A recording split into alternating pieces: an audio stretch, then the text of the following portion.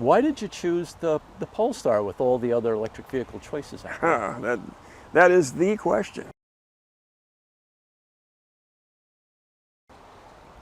Good afternoon, everyone. This is Larry from the Electric Vehicle Club of Connecticut. And today we're joined by Marc, also a member of the Electric Vehicle Club of Connecticut. And I see today we have a Polestar. Can you tell us a little bit about it? I can. It is essentially, Polestar is a standalone company, an offshoot of Volvo, which is part of what drew me to the car, in fact. Well, Polestar has two models. They have the Model 1, which was the original model, and that was really kind of a high-end model. And then this is the Polestar 2, is that right? Yes. Okay. Full EV, no hybrid.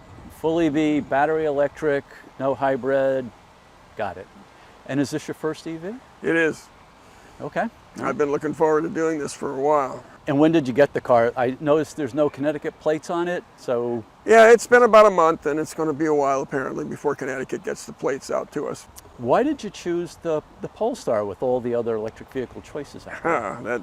That is the question. Okay. I really appreciate the styling. I decided, in effect, because I liked the fact that it was a Volvo offshoot. It's a company that already knows how to build cars, and safe cars. And I really like the styling. Stands a little taller, almost SUV-like. It's a little shorter than the Tesla Model 3, for instance, wheelbase and the length of the car. And I'd ordered a 2022. They had a single motor variant they didn't have in 2021, and a little higher range, and it was going to cost a little less, so that was appropriate. By the way, this is priced sort of in between the Tesla Model 3 and the Model S. Okay. But I got a call from them, and they actually put me in this for less than what I would have paid for the 2022, and it's dual motor. Okay. But it's due for an upgrade. It will get an over-the-air upgrade that will raise the range as well. Range.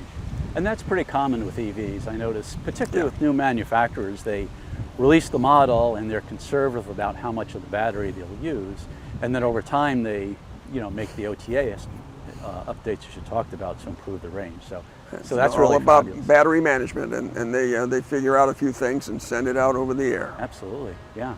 And what is the range of this model? Currently about 240. 240. Okay. Are you finding that 240 is realistic? Yeah, I am actually. And is there an enhanced model or a longer range model that has additional range, or is this not as yet? Not as yet. Yeah, this is their first offering. Okay. Okay. So you've been driving it for a couple of months now? Or? 850 miles. One month. I was going to say, for some people, that's a couple of days. Yeah, really. All right. And how would you describe the driving experience? Is it zippy, slow, smooth? Very, very quick, very smooth. A little more road noise than I would like. That surprised me a little bit. Okay. But otherwise, in fact, they have 3 steering settings, and I have it on the softest setting. It is still quicker than the Audi A4 that I came out of, if that's believable, because it's actually true. Okay. And as far as features in the car, navigation and audio, does it have CarPlay and? Apple CarPlay is not available. This is actually based on the Google platform. Android. And the Android. Well, yeah. I've got Google Assistant here, the Google Assistant, but it is so it's smooth, it seamlessly connects to an Android phone. Absolutely, they are working on getting the Apple CarPlay to work better. Okay, all right. I don't have an Apple phone, so I don't have an issue with it at all. Not an issue. Yeah. Okay. But yeah, I mean, it doesn't have self-driving, but it does do lane centering. It's got the blind spot monitoring, automatic braking, pretty much any and all of the features that are the backbone of self-driving. Right. Okay. And those are really the critical ones, because those are really safety related. Absolutely, yeah. Yeah. So that's great. So in terms of any other features, let me look. Does it have a, is the roof Is it all glass in the roof? It's just all glass, yeah. It's all glass? Yes. And how do you find that? I actually like that. I'm coming out of a convertible, so I appreciate being able to look up at the sky on occasion at least, even if the wind isn't in my scalp. Okay, all right. And any standout features that you might want to mention? You know, the interior is actually a weave tech. It's not. There's no leather. It's plant-based materials. Okay. And 2 days after buying it, leasing it actually, I spilled a cup of coffee on the passenger seat. It wiped up without any trouble at all. Nothing soaked into the material. So that was it was interesting to see that happen, or not happen. And I noticed that's a big trend with cars these days, not just electric vehicles, is to go to a non-leather, I think therefore it's vegan sort of. It's about sustainability across the board. Yeah. Although as long as we're still eating meat, there's going to be leather available, and hopefully we're not throwing that away. And actually, let me come back to it. You mentioned leasing. So you lease the car, and when you lease a car, do you get the incentives from the federal government as well as the state of Connecticut? The car company gets the incentive, Okay. and which lowers the price for the driver. Okay. So that it gets applied to the lease. It saves me money, but it's not directly into my pocket. So the lease comes down because Volvo still owns the car. Polestar, but yes. Polestar. So how is the dealer experience? I know there have been a lot of discussions, still are a lot of discussions about, do we need dealers? Should we have them? Do they understand, you know, the vehicles? Do they help with the delivery? Yeah. That sort of thing. They call themselves a dealer. Whether they're not, they didn't strike me as a traditional dealer. I never had to go down to the dealer. I dealt with them online and then over the phone. The car was delivered to me, and a young man spent a couple hours with me in the car, going over all the features and how to work with it all. I never had to go see them. Okay. And they're not in Connecticut; they're in New York. Okay. And you're happy with that experience? Absolutely. Yeah, it was very easy. One of the things that I was leaning to some extent toward the Mustang, but one of the things that I heard immediately is that the dealers were pricing these things up another $10,000. Yeah. And having worked for way too many years in car dealerships, that I really didn't want to have to deal with that, and certainly didn't appreciate the fact that these guys were jacking up the price. Yeah. Yeah. Simply because they can. Right. Right. And I know, you know, in defense of the Ford Motor Company, they are trying to restrict that sort of behavior, but there's really not much they can do. No, in effect, their contracts, the dealer contracts, allow them to do pretty much whatever they want, and price whatever the market will bear. That's why it's a manufacturer suggested retail price. Yeah.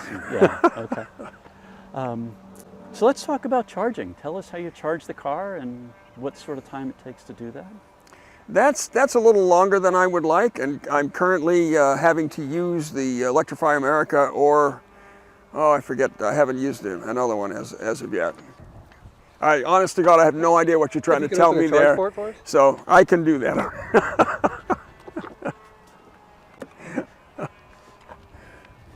So there's your charge port.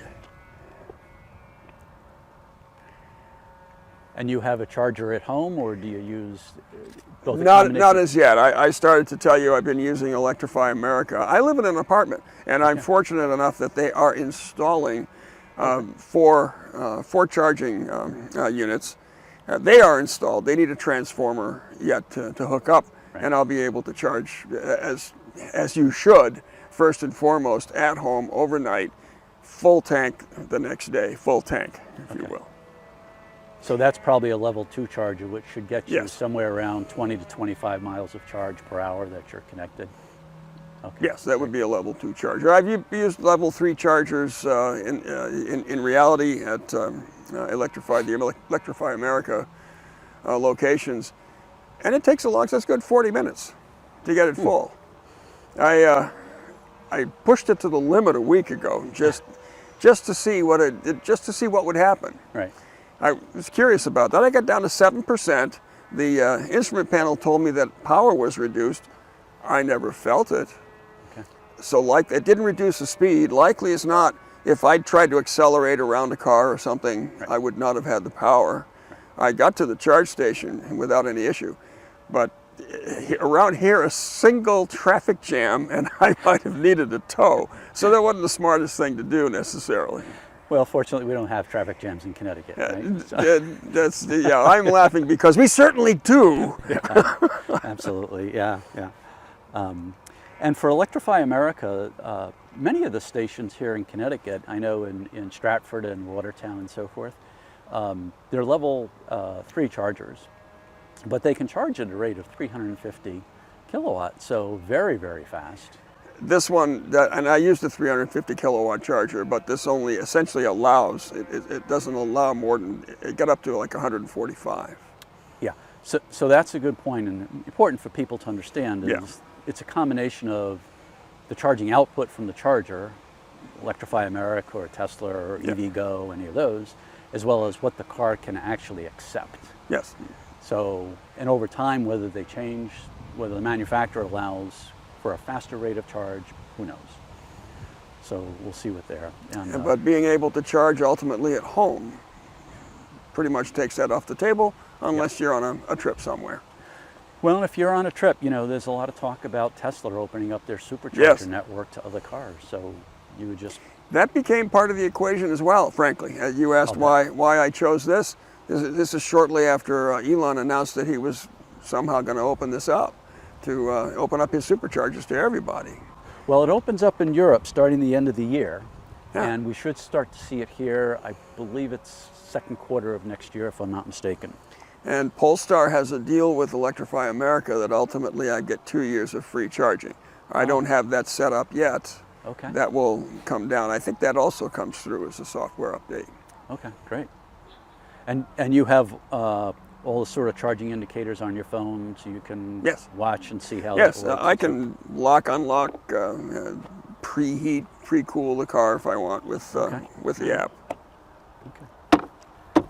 So what sort of advice would you give to folks, let's say they're first-time EV buyers, they're looking for cars, they have choices between Polestar, which I have to say is a gorgeous-looking car, particularly this paint color is stunning, right?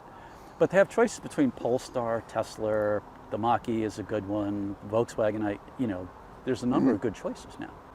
What would you? There are. That's a really good question. For me, style was important. So you mentioned the fact that it's a great looking car, and it really is.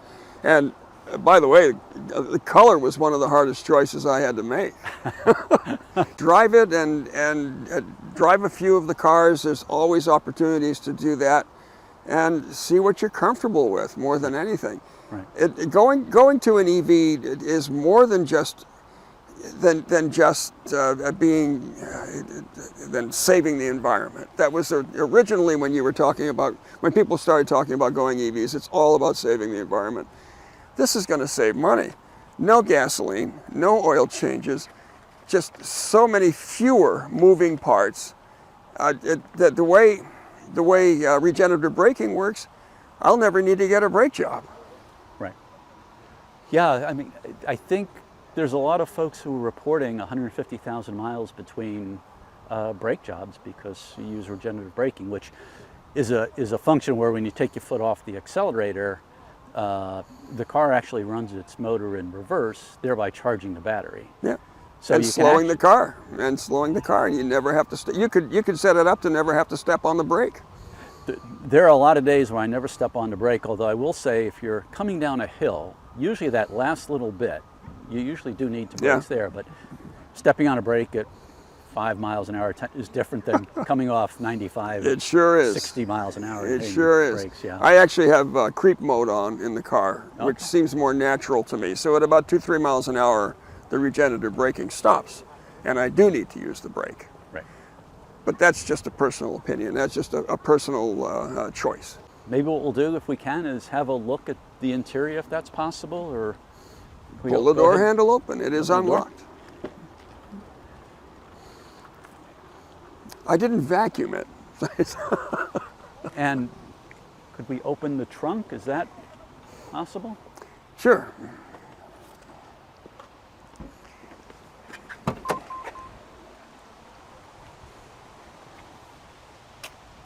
You know, I love that front grille. It's just really kind of slick, you know.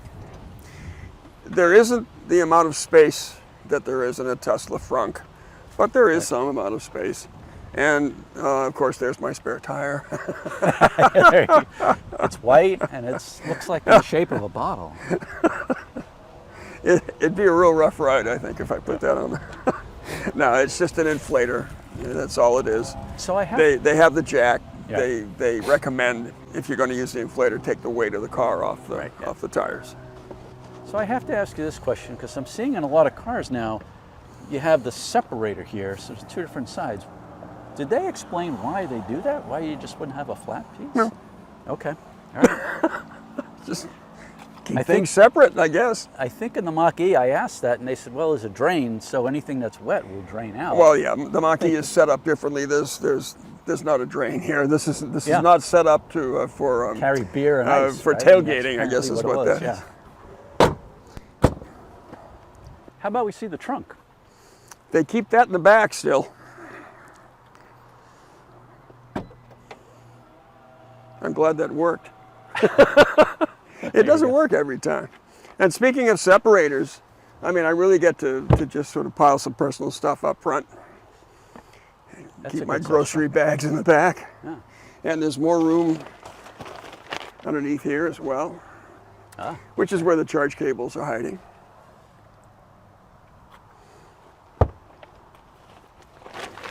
There's a lot of storage in there. Huh? There's plenty of space, absolutely. Yeah. And do the back seats fold forward? And the back seats do fold forward. They can go completely flat, yes. Okay. So you can go camping. If I wanted to, I suppose I could. There you go. Okay, so let's have a look at this interior. Yep, the center touchscreen. Yep. Looks terrific. Is there something in particular you'd like to know about that? Let's see the navigation screen. Sure, that's where we were there you a go. moment ago. So it's Google Maps then? It is Google Maps, absolutely, yes. Okay, great. And the Google Assistant is just a... Okay. I can start talking and it'll So pick up what I'm saying. It's nonsense, so it won't make any difference. Okay. And how do you like using the touchscreen as opposed to knobs, dials, buttons, and switches? Well, I get a couple of knobs, so that's helpful. I can restart the radio here, and I can control the volume with this knob here. Okay. But all in all, this is a bit of a frustration. If I want to change a radio station, I need to come in here. That's not entirely true. If I'm on the radio, I can actually control that here. Turn that down. Okay. But on the other apps, it doesn't flow as well as it could here. Okay. I've got an FM radio app, and it won't shift station to station here. Whoop. Yeah. There we go. So I put on one of those stations, and it won't change. So I have to go to the screen to change it, even though it'll handle the FM radio. And it doesn't have an AM radio. Right, right. Which is a real surprise. Right. Okay. And of course I have the phone available. This is where we see how efficient I am. Okay, there you go. And that apparently is going to be improved at some point. Well, you know, it's all software driven, so yeah. So let me, on the screen here, right in front of you, it has a matte finish to the background. That looks terrific. Is that easy to read at night? It hasn't been an issue at all. And of course, I use the navigation screen, so this is going to, you'll see that in a second. Okay. Oh, so and it changes with the ambient light. So, yep. Right. So your navigation is in front of you instead of on the middle It's also screen. over here. It's also over there. Wherever I want it, so I can go into some of those other apps and still have the navigation in front of me. I kind of like the map there. I end up driving around with the map on both sides. Yep. And to go into park, it's just a button there on the console. And the materials look terrific. It's, yeah. They did a nice job. This is what quality. they call reconstituted wood. I'm not exactly sure what they mean by that, Okay. but it is a nice wood grain. Okay. And the rest of it is just, I mean, it's not plastic, but I think this may be plastic. This is all their Weave Tech material. Okay. And the seating position is comfortable? Oh, absolutely. And you get, you know, 400 adjustments to that, and Yeah. 13 speakers with the stereo. It's just, it's sort of overkill with everything, right? Any changes you would suggest? I would. I'd like to see a split screen here. Yeah. I would like to be able to leave the map and come down and handle my the various apps. And I'm going to suggest it to them. I'm sure that's just software. Yeah. Well, it's version 1, right? So over time, as In they effect, get feedback from yeah. drivers, you know, they'll make the changes they need. Yeah. The touch screen is responsive. I haven't had to hit everything 2 or 3 different times. Does it have a web browsing feature? You know, I don't think so. Okay. Because they're a little clunky in the Teslas. And do you want to browse the web on? I had not looked for a browser. That's an interesting question. It's not the kind of thing I'd want to do in the car. I mean, if I need to find something, I can ask the Google Assistant to find it. Oh, up here? Just interior lights, pretty much. We also have an SOS opportunity. If this is pretty common in cars today. That's just for emergency services if there's a problem. And I can connect to Polestar there and ask any question I want about the car. I haven't had to do that. The owner's manual is in here somewhere too. Well, it needs to be, Let's because see. as they change features, they have to update the manual, and they can't mail everyone a hard copy. Yeah. And I see we have cruise control in the car. Can you speak about that? And adaptive cruise control. That's been really interesting, where you set it at whatever speed you're at, and it maintains a distance to the car in front of me. I've known about that for years. I've never had that feature. And without realizing, you suddenly find yourself doing 50 miles an hour when you were set up at 60 or 65, because it's maintained, the car in front of me is slowed down, and it's maintained that distance. It does it seamlessly. It's beautiful. So if you're It does, you know what it does do? That's interesting. If I'm making a left-hand turn, it starts to see a vehicle in the right, in a lane beside me on the right, and will start to slow down relative to that, unfortunately. And when you're in traffic on a highway and it's moving, you know, stop and go, I imagine it works pretty well there, right? Yes, and that's exactly when you'd want to use it. Right. Terrific. But as with anything else, you just have to be paying attention. Are those follow distance buttons? Over here, yes. In fact, you would follow a little closer, you know, move a little back, and you have any number of choices according to those buttons. Well, thank you again, Marc. We appreciate the opportunity to talk with you and to see the Polestar 2. It's a fabulous vehicle. So let's hope it does well and sells in a lot of volume, and they keep improving it, sure.